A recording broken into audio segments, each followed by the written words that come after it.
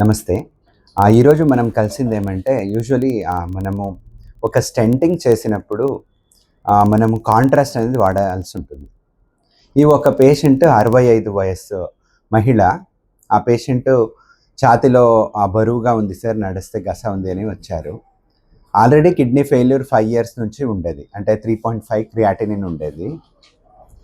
So ఇప్పుడు మనం angiogram చేసి స్టెంట్ వేయాలంటే ఆ పేషెంట్కి ఇంక్ అనేది 150 to 200 ml వరకు ఇవ్వాల్సి ఉంటుంది కాంట్రాస్ట్. సో ఇప్పుడు మనము స్టెంట్ వేయాలి. అది బ్లాకేజ్ 99% ఉంది. ఇప్పుడు స్టెంట్ వేస్తే కిడ్నీ ఫెయిల్యూర్ అయ్యి మళ్ళీ డయాలసిస్ అనేది అవసరపడే ఛాన్సెస్ 50 నుంచి 60% ఉంటుంది.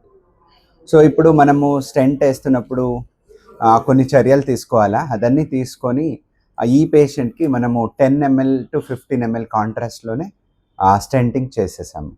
స్టెంటింగ్ చేసి ఇప్పుడు 2 days అయింది. క్రియాటినిన్ అంతే కాన్స్టెంట్గా 2.8, 2.9లో అంటే మనం స్టెంట్ వేసే ముందు ఎంత ఉండేనో అంతే క్రియాటినిన్ ఉంది. సో ఇప్పుడు డయాలసిస్ లేదు, ఏమీ అవసరం లేదు. పేషెంట్ హ్యాపీగా డిశ్చార్జ్ అయిపోవచ్చు. రెండోది, దీంట్లో మనము ఐవస్ అనేది యూస్ చేసాము. ఇంట్రావాస్కులర్ అల్ట్రాసౌండ్ అంటాము. దీంట్లో ఫస్ట్ మనము చూసుకోవచ్చు ఆ రక్తనాళం సైజ్ ఎంత ఉంది అని చూసుకొని ఫస్ట్ ఒక ఇంజెక్షన్ తీసుకున్నాము. 90% బ్లాక్ ఉంటే స్టెంట్ ఎంత సైజ్ కావాలి, కరెక్ట్గా స్టెంట్ అదుక్కుందా లేదా అని చూసుకొని మళ్ళీ స్టెంట్ వేసేసి మళ్ళీ బలూన్ చేసి లాస్ట్కి ఒక షూట్ తీసుకొని వచ్చేసాము. అంటే అక్కడ 10 to 15 ml ఇంక్లో యూజువల్లీ యాంజియోగ్రామ్కి 25-30 ml అవుతాయి. మనం స్టెంట్ని ఒక 15-20 ml కాంట్రాస్ట్లో ఫినిష్ చేసుకొని రాగలిగాము. పేషెంట్ కూడా హ్యాపీగా డిశ్చార్జ్ అయిపోయారు. Thank you. కలిపి అదే ఇది ఐవస్తో మనము నిన్ననే 3 పేషెంట్స్కి చేసాము. ఒక పేషెంట్కి లెఫ్ట్ మెయిన్ ఆర్టరీ నుంచి ఎల్ఏడి, ఇంకో పేషెంట్కి లెఫ్ట్ మెయిన్ నుంచి ఎల్ఏడి, ఇంకోటి వెరీ లో కాంట్రాస్ట్ యాంజియోప్లాస్టీ అని. ఇది మన శ్రీశ్వర హాస్పిటల్లోనే చేయగలిగాము. మనము రెగ్యులర్గా చేస్తున్నాము ఐవస్ guided left main coronary artery స్టెంటింగ్స్ అన్నీ చేస్తున్నాము.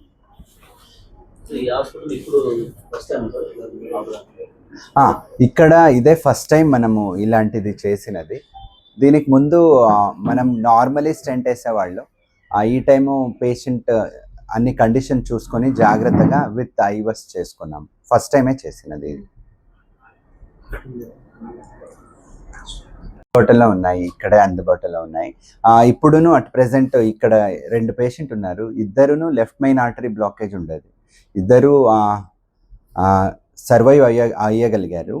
ఒక పేషెంట్ కంటూ మెయిన్ రక్తనాళం బ్లాకేజ్ 90%, ఇంకోటి 100%, ఇంకోటి 90, ఇంకొకటి 90 ఉంటే, గుండె బడిత కూడా 35-36 ఉంటే వెంటిలేటర్ పైన పెట్టుకొని స్టెంట్ వేసాము. ఇప్పుడు వెంటిలేటర్ తీసేసాము. కొంచెం ఇన్ఫెక్షన్ ఉంటే హీస్ డూయింగ్ వెల్.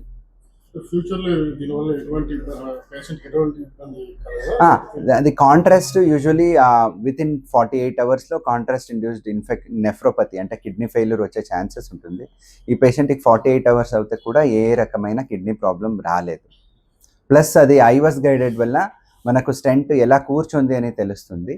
దానివల్ల మళ్ళీ స్టెంట్ బ్లాకేజ్ అనే ఛాన్సెస్ ఉండదు, చాలా తక్కువ ఛాన్సెస్ ఉంటుంది. యూజువలీ ఐవస్ ఇవన్నీ అల్ట్రాసౌండ్ అంటాం కదా, స్టెంట్ ఎలా కూర్చుంది అని తెలిసినప్పుడు మళ్ళీ స్టెంట్ మూసుకునే ఛాన్సెస్ చాలా చాలా తక్కువ ఉంటాయి. మీరు విన్నుంటారు, స్టెంట్ అయ్యింది మళ్ళీ ఇమీడియట్గా మూసుకోండి with in 10 days, 20 days, 1 month అని. దీనివల్ల అలాంటిది మూసుకునే ఛాన్సెస్ తక్కువ అవుతుంది. ప్లస్ ఇంకొకటి ఏమంటే కాంప్లెక్స్ స్టెంట్స్ ఉంటాయి. అంటే లెఫ్ట్ మెయిన్ రక్తనాళం బ్లాక్ ఉంటుంది, బైపాస్ అవసరం ఉంటుంది. లెఫ్ట్ మెయిన్తో పాటు ఇంకో మెయిన్ రక్తనాళం బ్లాక్ ఉంటుంది. అలాంటి టైంలో మనము ఇది చేసుకునే వల్ల మనకు అది సైజ్ ఎంత ఉంది రక్తనాళము అంటే మనకు చూసినప్పుడు అది 3 mm అనిపిస్తుంది. మనం అన్నీ చేసినప్పుడు అది 5 mm, 5.5 mm రక్తనాళం ఉంటుంది. ఇదన్నీ చూసుకొని కరెక్ట్గా చేసుకునే వల్ల స్టెంట్ బ్లాకేజ్ అనేది ఛాన్సెస్ చాలా తక్కువ ఉంటాయి. చూడండి, మెయిన్ అందరికీ అంటే ఇప్పుడు 100 మంది హాస్పిటల్కి వస్తే 90 మంది నుంచి 95 మందికి ముంజాగ్రత్తగానే లక్షణాలు ఉంటాయి. మనకి ఏమీ లేదు అనుకునే వాళ్ళే మేజర్ హార్ట్ అటాక్తో వచ్చేది. ఫర్ ఎగ్జాంపుల్ మీలో కూడా నన్ను కొంతమంది కలుసున్నారు ముందే. వాళ్ళకు వచ్చినప్పుడని నేను ఒకటే చెప్తా, ఎప్పుడైనా ఛాతీలో బరువు, ఛాతీలో మంట, థ్రోట్ పెయిన్, జా పెయిన్, ఇదన్నీ బరువుగా, ఇది మంటగా, ఇది హెవీగా అనిపిస్తే అది హార్ట్ అనే అనుకోవాలి. హార్ట్ కాదు, మీరు ఈసీజీ చేసాము నార్మల్ ఉంది అంటే కూడా మళ్ళీ వెయిట్ చేసే చూపించుకోవాలి.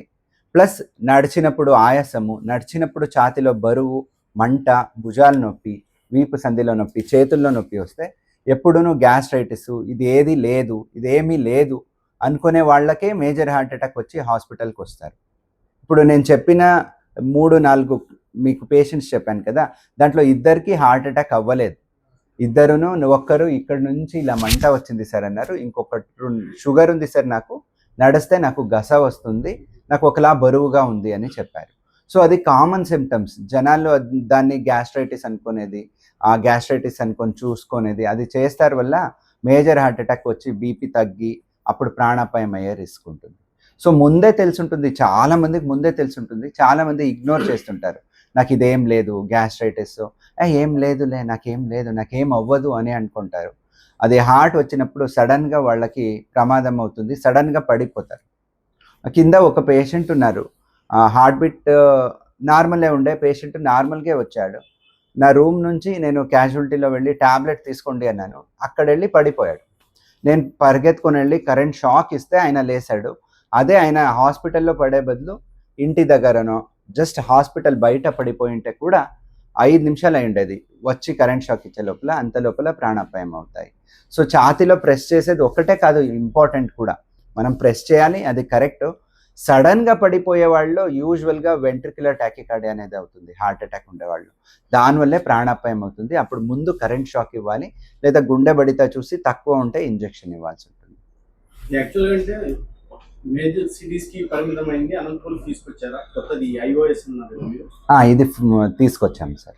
దాదాపు దీనికి ఖర్చు ఎంత అవుతుంది సార్? అంటే బయట అంటే బయట చేసుకుంటే 2 lakhs అంటే ఓన్లీ ఐఓఎస్ ప్రొసీజర్కి 1.5 to 2 lakhs అవుతుంది. మనకు 90,000కి వచ్చింది అది ఇన్స్ట్రుమెంట్, మేము 90,000కే చేసాం. స్టెంట్ అన్ని వదిలేసి ఆ ఇన్స్ట్రుమెంట్ అనేది మనకు 89,000కి వచ్చింది, మేము 90,000కే చేసాం. అంటే ఏమీ తీసుకోలేదు మేము దానికి ఎక్స్ట్రా ఛార్జెస్.